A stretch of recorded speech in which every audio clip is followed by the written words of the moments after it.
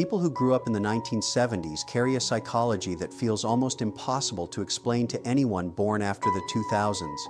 It's a generation shaped by silence, freedom, danger, and a type of childhood that would get almost every parent questioned today. And yet those years carved a mindset that still shows up in how they think, argue, trust, love, endure, and survive. They grew up in a world with almost no supervision. If you vanished for 5 hours, nobody panicked. There were no phones, no GPS, no constant check-ins. You had a bicycle, a few friends, scraped knees, and a loose promise to be home before dark. And even that rule bent more often than people admit. Psychologically, this created something rare today, a deep, quiet confidence in navigating life without instructions.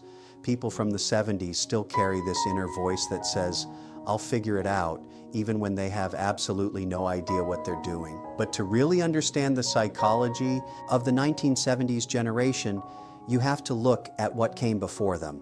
Most were raised by parents who lived through World War II or its immediate aftermath, parents who knew real fear, real hunger, real loss. Those adults didn't talk much.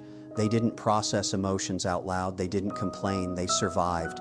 And without meaning to, they passed that survival mindset down, not through words, but through behavior, through silence, through expectation. This is why people from the 70s matured early.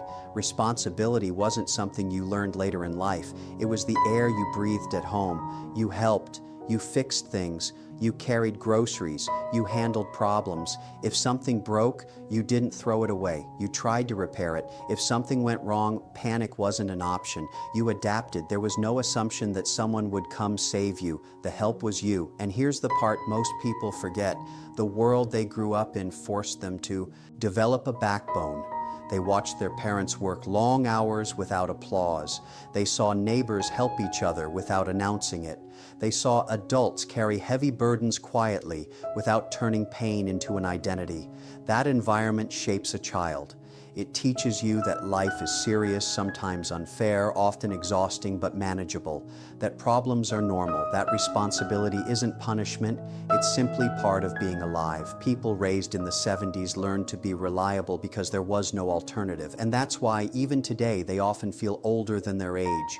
Not physically, but mentally, their maturity didn't come from books or therapy language. It came from watching real life unfold without filters, without distractions, and without constant reassurance. There's something almost poetic about them. They became the bridge, one foot in an old world where life was slower, rougher, and painfully real, and one foot in a new world where everything is fast, loud, and digital.